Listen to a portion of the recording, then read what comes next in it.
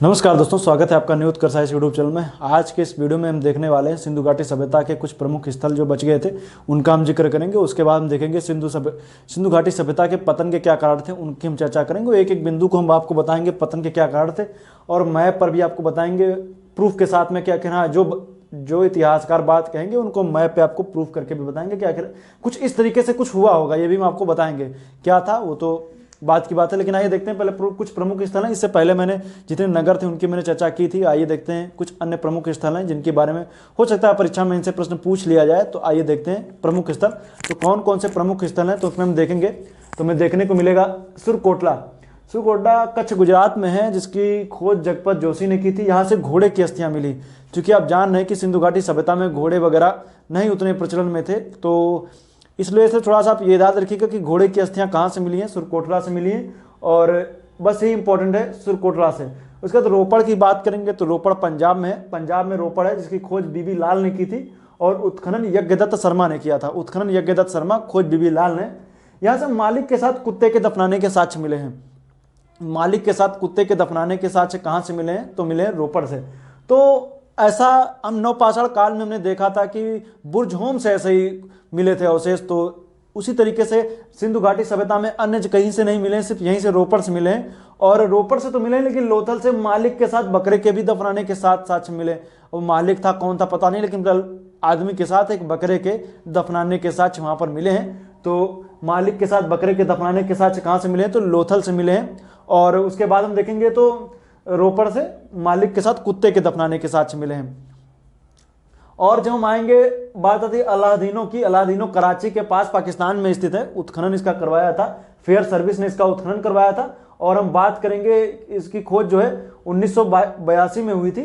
और यह एक बंदरगाह नगर था अलादीनो। अलादीनो क्या था, एक बंदरगाह नगर था। और भवन कच्ची ईंटों व नींव पत्थर की थी, यही अलादीनो की खासियत है। भवन जो था वो कच्ची ईंटों के बने थे, और जो भवन कच्ची ईंटों का, और जो नगर जो था वो पत्थर का, मतलब उनकी नींव जो थी वो पत्थर की थी। सुरतगुई और मुंडी गौक, दो अफगानिस्तान में मैंने बताया था सिंधु घाटी सभ्यता के दो स्थल जो कहाँ पर स्थित है, जो स्थित है अफगानिस्तान में। तो सुरतगुई था और मुंडी गौक था।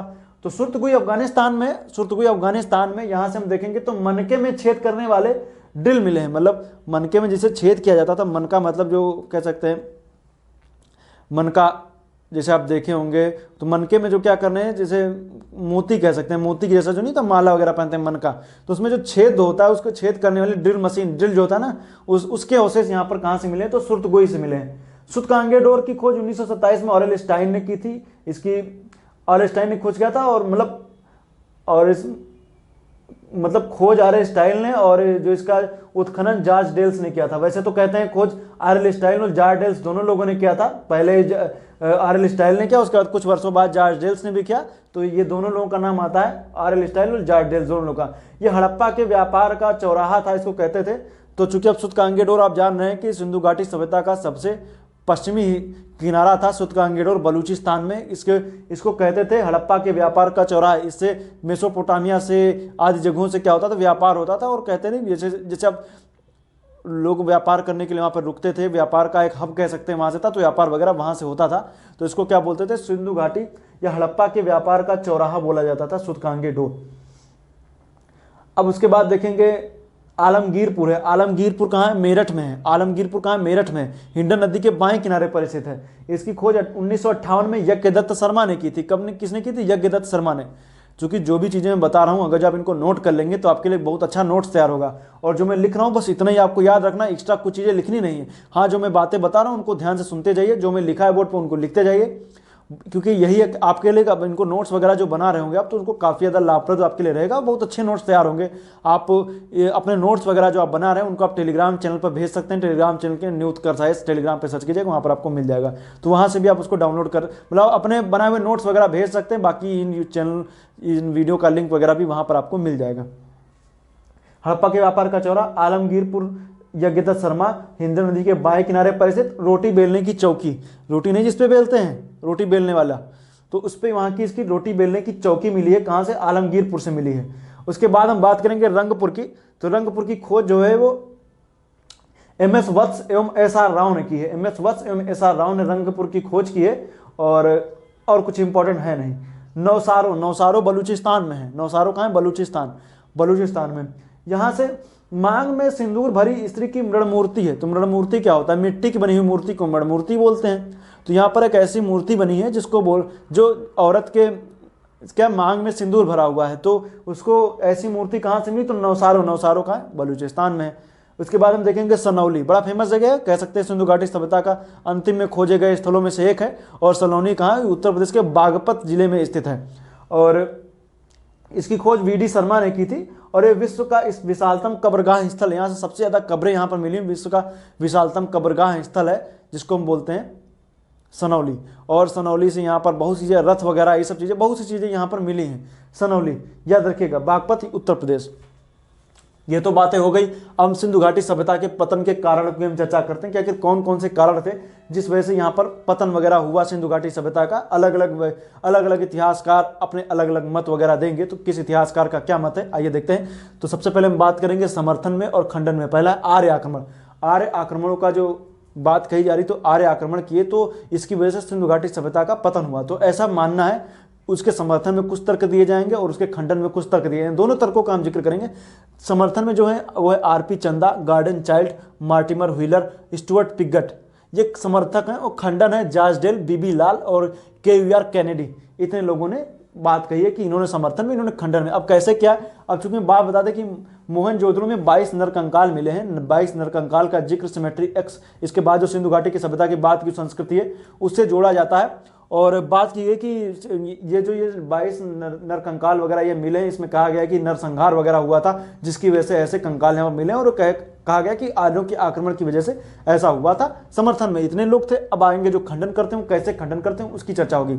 खंडन में सिमेट्री, मैंने बताया ना कि 42 नरकंकाल सिमेट्री संस्कृति से संबंधित बताया गया। और उसके बाद खंडन में बताया गया कि जो इनकी मौत हुई वो मलेरिया के कारण हुई है, ना कि किसी नरसंहार की वजह से हुई है। चोट के निशान वगैरह इन पर मिले नहीं, जिनमें से नाम देखेंगे तो के.वी.आर. कैनेडी थे। इन्होंने क्या किया, उनमें रिसर्च वगैरह किया और बताया कि जो नरकंकाल मिले इनमें से लगभग लोगों की मृत्यु मलेरिया से हुई। और मलेरिया से हुई, सिर्फ एक ऐसा नरकंकाल मिला है जिसकी मृत्यु चोट लगने से हुई है। और इनमें और भी देखा कि जो नरकंकाल मिले हैं इनमें कालक्रम में भी अंतर देखने को मिलता है। कोई 50 वर्ष पूरे, कोई 50 वर्ष बाद का है, कोई कब का है। मतलब एक मिले नरकंकाल जरूर है लेकिन उनके कालक्रम में भी अंतर है। और दूसरा, इनकी मौत मलेरिया से हुई है।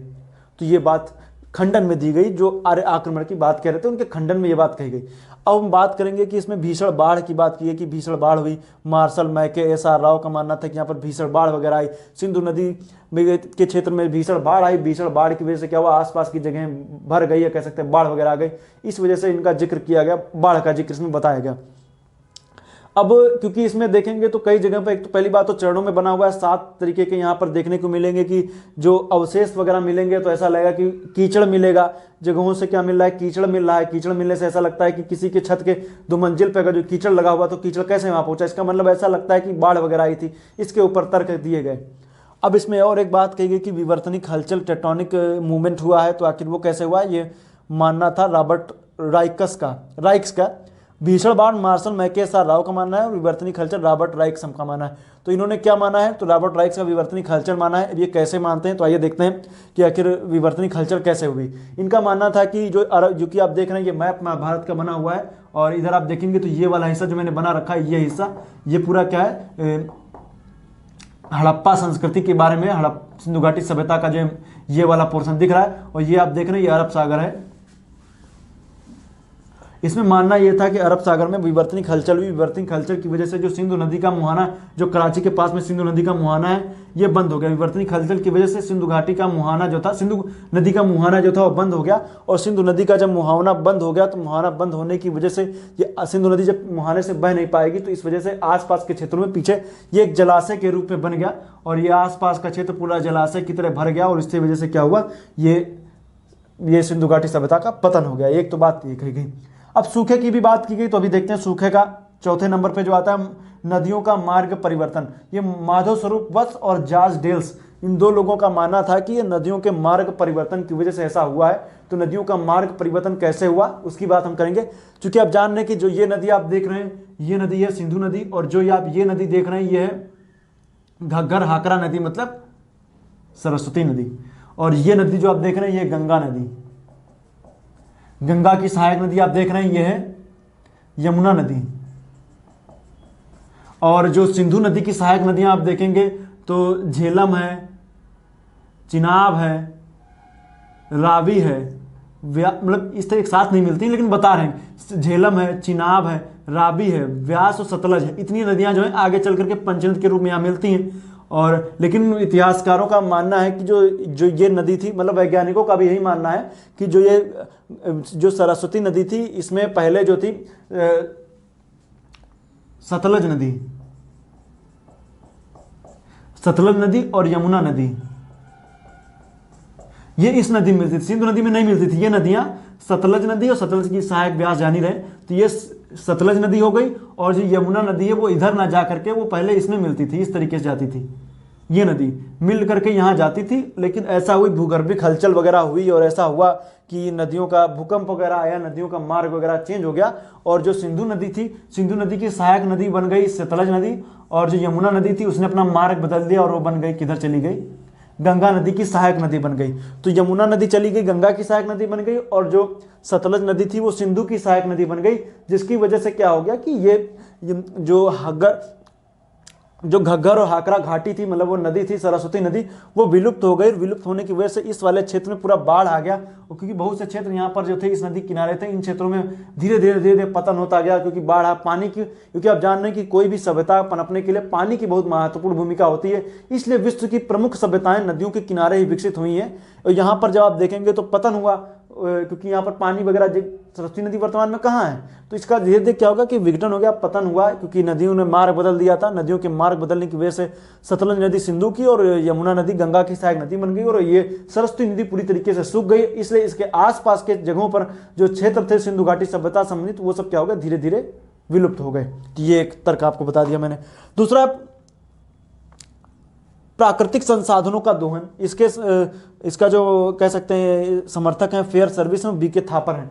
अब इनका क्या मानना था कि प्राकृतिक संसाधनों का दोहन आखिर कैसे हुआ, तो कहते थे कि जब आप जरूरत से ज़्यादा, जैसे कहते नहीं आमदनी अठन्नी खर्चा रुपया, इस तरीके की कहानी इसमें भी कही गई कि आखिर ये लोग क्या कहते कि जो प्राकृतिक संसाधनों का दोहन था वो बहुत ज़्यादा बढ़ गया, क्योंकि आपको प्रतिदिन आपको जान रहे हैं कि आप खाने पीने के लिए, जीवन के लिए संघर्ष करना पड़ता है। उसके लिए आप क्या करते हैं कि आप खाने के लिए आपके पास कुछ होना चाहिए, तभी तो खाएंगे। आपके पास संसाधन जो है सीमित हैं, और आने वाले समय में जैसे यहाँ इनके साथ हुआ तो जनसंख्या का दबाव बढ़ा, और कह सकते हैं कि कृषि वगैरह कोई बहुत उन्नत तरीके से हो नहीं रही थी, जंगल वगैरह धीरे धीरे कटने लगे।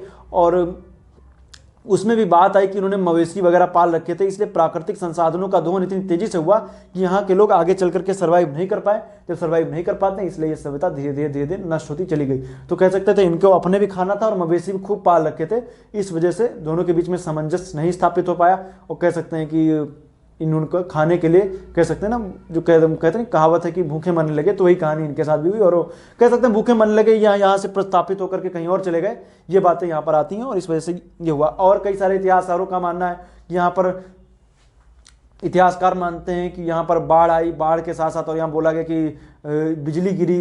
कहते हैं ये बिजली गिरने की बात कही गई, गाज गिरने की बात कही गई, मतलब बिजली गिरी, उसकी वजह से यहाँ पर बाढ़ वगैरह आई होगी और कई सारे बिजली गिरने से भी लोग यहाँ पे मरे होंगे। तो इस वजह से कहानियाँ इसमें और भी कही गई। और कहा गया कि विदेशी जो व्यापार हो रहा था, विदेशी व्यापार में भी कह सकते हैं कि उनके संबंध अच्छे नहीं रहे, इस वजह से भी ये सभ्यता धीरे धीरे नष्ट होती चली गई। क्योंकि लाजवर्त वगैरह जो आ रहा था मेसोपोटामिया से, उसमें कह सकते हैं उनके संबंध मधुर ना होने की वजह से वो बंद कर दिया, धीरे धीरे सभ्यता धीरे धीरे नष्ट होने लगी। और कुछ लोगों का मानना है कि इतिहासकारों का मानना है कि कुशल प्रशासन का अभाव था, इसकी वजह से सभ्यता धीरे धीरे विलुप्त हो गई। कह सकते हैं कि संगठन मजबूत ना होने की वजह से धीरे धीरे सभ्यता विलुप्त हो गई और अन्य लोगों के द्वारा इसको हथिया लिया गया। ऐसी बातें कही गई। तो ये बातें जो मैंने बताई आपको, इनको ध्यान रखें। अब चूंकि सिंधु घाटी सभ्यता मैंने लगभग बता ही दिया, अब इसमें कुछ खास बचा नहीं है। तो अब ये वीडियो यहीं पर खत्म हुआ। अब नेक्स्ट वीडियो जो हम आएंगे वो बात करेंगे वैदिक सभ्यता की। उम्मीद करते हैं वीडियो आपको अच्छा लगा होगा और ये काफ़ी अच्छे तरीके से मैंने सिंधु घाटी सभ्यता बताने की कोशिश की है। हम उम्मीद करते हैं कि सभी वीडियो के आपने जो मैंने लिखा है उसको आप नोट भी किए होंगे।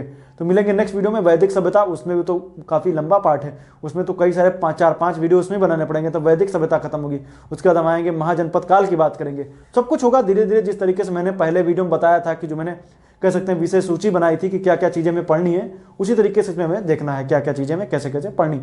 तो उसी क्रम में चलेंगे और जल्द से जल्द खत्म करने की कोशिश करेंगे। वीडियो जिस तरीके से आ रहे हैं आप लोग उसको उसी ले में देखते जाइए। और आप ऊपर जैसे मान लीजिए आप जो भी मैं वीडियो बना रहा हूँ, मैं ऊपर एक चैप्टर संख्या लिख देता हूँ, चैप्टर संख्या 5, 6, 7, 8, 9, 10। इस तरीके से आप लोग भी अपने जो भी वीडियो बनाएंगे उसके ऊपर चैप्टर संख्या लिख लीजिए। हो सकता है मैं सिंधु घाटी सभ्यता का पहला वीडियो डाला, दूसरा डाला, आपको लगा ये भी मैं देख चुका हूँ, तो चैप्टर संख्या के ऊपर ध्यान दिया कीजिए कि चैप्टर संख्या पढ़ी कौन सी है। जब चैप्टर संख्या देखेंगे तो आपको पता चल जाए कि आपने इसको नोट किया कि नहीं नोट किया। इसलिए चैप्टर संख्या प्लेलिस्ट वगैरह रेगुलर में देख रखिए। हो सकता है आपके वीडियो में आपके लिए नोटिफिकेशन ना, इसलिए रेगुलर वे में चैनल पे जाते रहिए आपको, ताकि पता चलता रहे नया वीडियो कब पड़ा हुआ है। मिलेंगे नेक्स्ट वीडियो में, तब तक के लिए आपका बहुत बहुत धन्यवाद।